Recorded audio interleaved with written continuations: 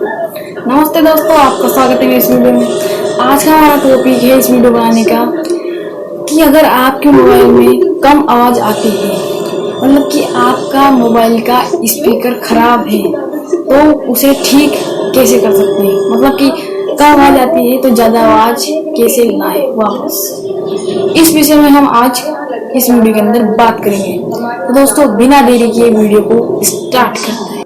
तो दोस्तों, मोबाइल में अगर आपकी कम आवाज आती है तो उसे ठीक करने का उपाय मैं अब आपको बताता हूँ। तो सबसे पहले आपको मोबाइल में प्ले स्टोर ओपन कर लेना है।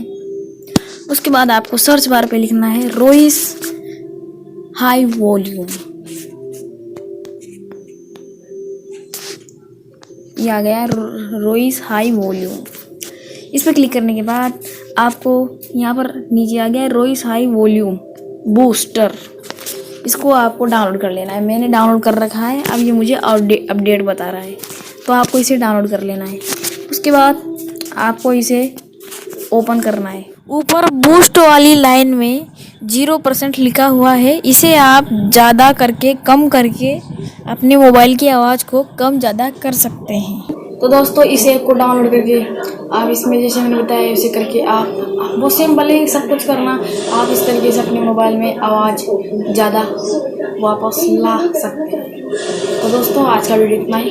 अगर आपको वीडियो अच्छा लगा हो तो वीडियो को लाइक और चैनल को सब्सक्राइब जरूर कर दीजिएगा।